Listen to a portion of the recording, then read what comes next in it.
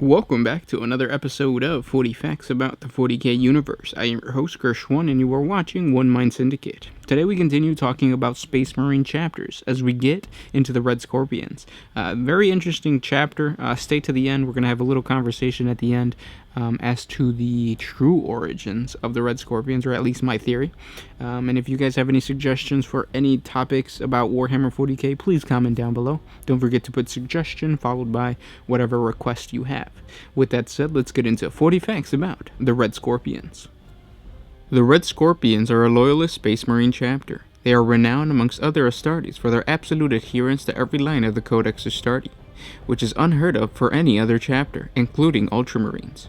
Equally unique is the frequency with which the Red Scorpions apothecaries are present in the chapter's tactical squads, as squad leaders in place of sergeants. The Red Scorpion's power armor was originally painted black with a yellow helmet stripe and yellow shoulder plates, leg, and arm trims. The Imperial record was later amended to indicate that the chapter's current preference is a charcoal gray color scheme with a mustard yellow helmet stripe, shoulder plate trim, and aquila. The Red Scorpion's chapter badge is a red scorpion centered on a field of white. The Red Scorpions are generally philosophically opposed to the use of covert techniques prior to and during battle. They prefer to proudly demonstrate their presence and their markings. They firmly believe that their iconography and war gear are a crucial symbol of their allegiance to the God Emperor. Anything that prevents their foes from seeing this insignia is an affront to their faith. An uncompromising and steadfast chapter, the Red Scorpions have in their 5,000 standard years of recorded history always been ready to stand in the defense of the Imperium, fight those who endanger it, and punish those who betray it. Unusually for a chapter of the Adeptus Astarte, they are fanatically loyal to the Emperor, in whose divinity they believe without question. They see their quest for mental, spiritual, and physical purity as a divine mandate. The Red Scorpions see the Codex Astarte as a holy scripture. They are stalwart traditionalists among the Space Marines, staunch protectors of the Imperium's order and authority, and have ever been quick to answer the call of Imperial governors and cardinals beset by treachery and heresy from within. Their endless hatred for the alien and the mutant has also become famed across the galaxy, as is their devotion to purity and scorn of deviation from the baseline human form. Despite the Red Scorpion's long and unimpeachable record of service, there are still those within the Adeptus who distrust them on the simple grounds that their origins as a chapter remains a complete mystery. Their gene seed is just as particular. Other than being notable for its extreme lack of any form of deterioration or corruption, it bears no specific hallmark that would allow it to be secure, even inconclusively, to one of the original Space Marine legions. This secrecy has led to some of the Imperium's hierarchy questioning the loyalty of a chapter that keeps its history secret. Despite this, the chapter is willing to assist the Imperium of Man wherever it can, carrying out thousands of aid missions. It is unclear if the mysteries concerning the Red Scorpions chapter's origin are due to deliberate decisions from the Adeptus Administratum, or if the records might have been lost due to the simple clerical errors. As neither the chapter nor any known Imperial source make records of their founding, the former seems more likely than the latter. Ongoing attempts have been made to at least identify the origin of the chapter's gene seed, in spite of formal complaints leveled by the chapter's leadership, but even with these have met with universal failure. Ultimately, the story of the chapter's creation is far less important than the glorious history that they have established by consistently protecting the Imperium against countless threats. Indeed, some of the chapter's most notable core beliefs are founded precisely on the purity and consistency of their gene seed, and they will go to any lengths to preserve that purity and harvest the chapter's due from its fallen brothers to ensure the Red Scorpion's future. To the Red Scorpions, gene seed corruption would fundamentally weaken them or any other chapter of the Space Marines, and thereby weaken the fabric of the Imperium itself, something they simply will not allow. The Red Scorpions' fanatical belief in their own genetic purity, and the length they will go to in order to preserve it, has had consequences of giving the chapter a strong isolationist streak when it comes to its interactions with other parts of the Imperium on anything but a practical military level, and as such they maintain no domain and are beholden to none but their own sense of duty. As a chapter, they are extremely xenophobic, and for no cause or even dire need, they will ever consider serving alongside or allying with aliens. At the same time, they remain highly intolerant of any genetic deviation from the pure human form. They despise abhumans, mutants, or augmented humans of any kind, and have often refused to fight as brothers in arms with such abominations.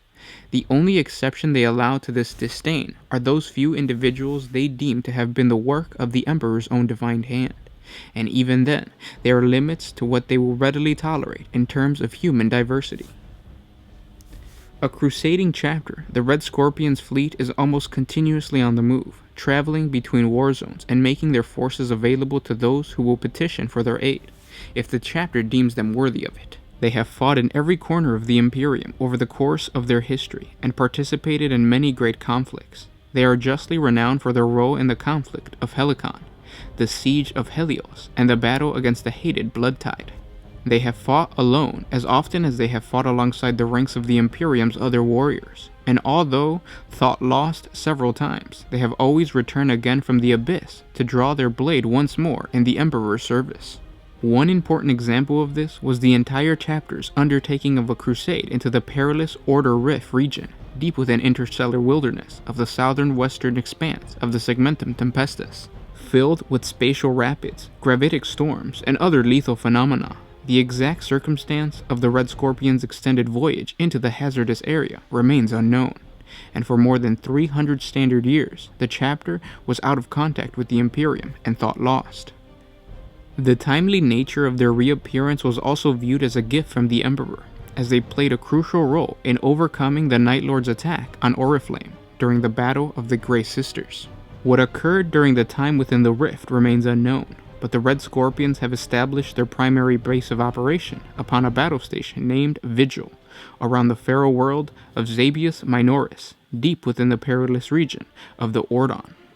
Except for the chapter itself and a handful of high-ranking members of the Administratum, the Red Scorpions have kept the exact location of Zabius' system and the safe route through the treacherous passage required to reach it a deadly secret, thus ensuring their chapter's security and safety for their gene stock. Using Vigil and Zabius Minoris as its fortress monastery and base of operations, respectively, the chapter has continued to range across the southern and western reaches of the Imperium in search of the enemies of mankind. The most central tenet of the Red Scorpion's chapter's belief is focused on purity. All other concepts are secondary. To maintain their purity in mind, body, and spirit, the chapter's battle brothers accept the unquestionably extreme measure as necessary part of their training regime.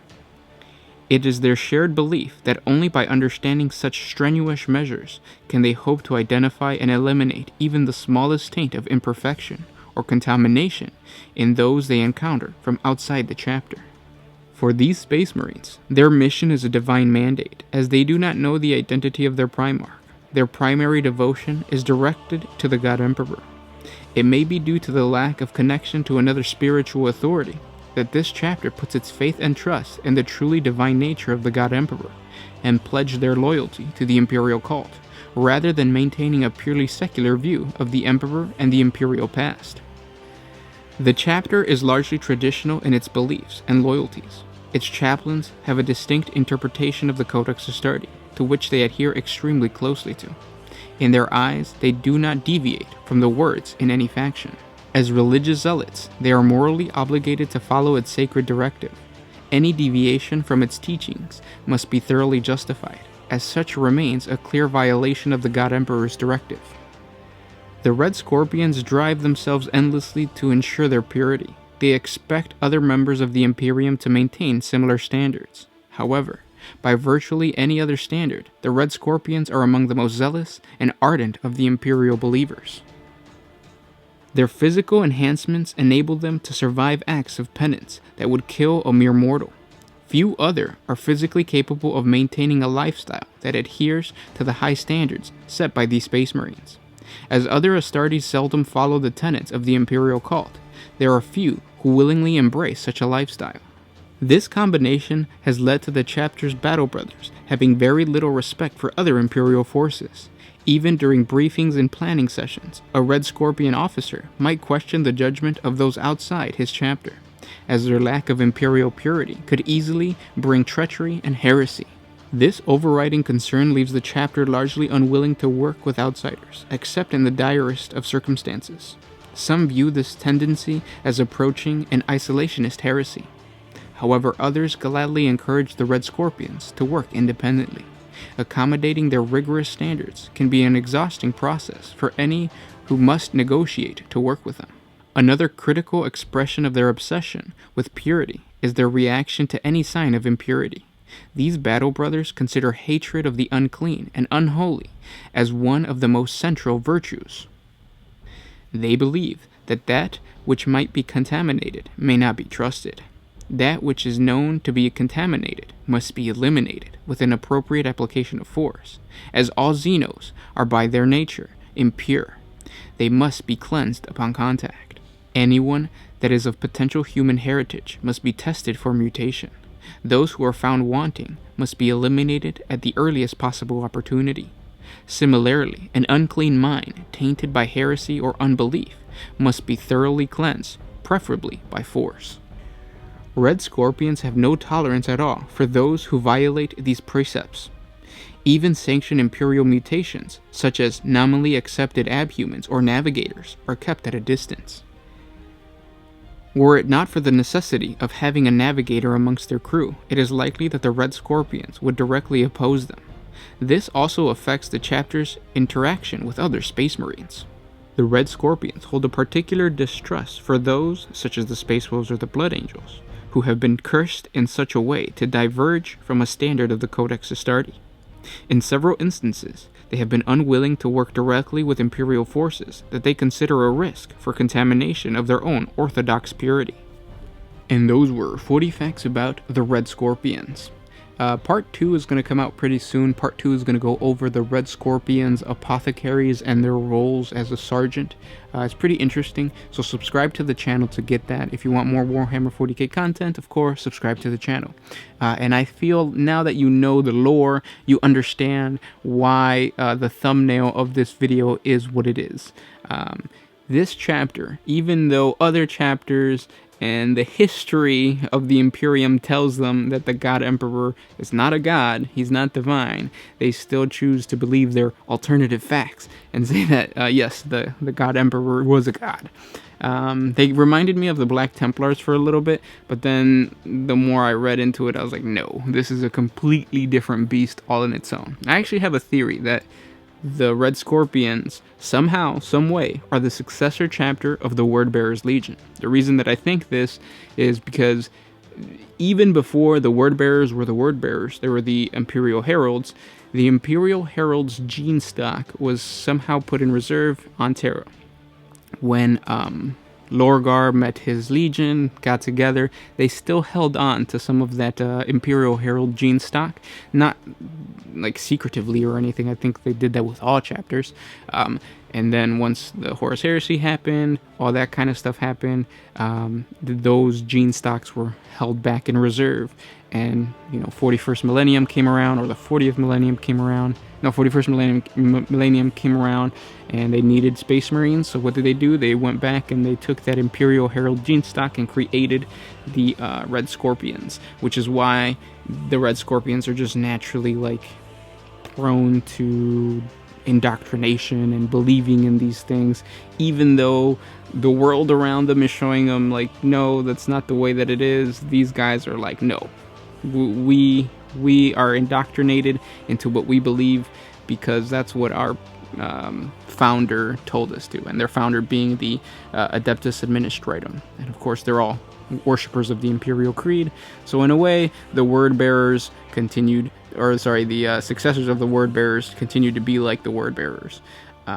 Comment down below. Let me know what you think of my theory. Do you think that the Imperial Heralds have any, or the Wordbearers have any successor chapters? And yeah, I would love to talk to you guys in the comments. Don't forget to like, comment, and subscribe. By you guys liking this video, you're telling Warhammer 40k that you want more Warhammer 40, or you're telling YouTube that you want more Warhammer 40k content, so YouTube is going to give it to you. So don't forget to like, comment, and subscribe, and I'll catch you guys tomorrow. This was Gershwin with One Mind Syndicate, signing out.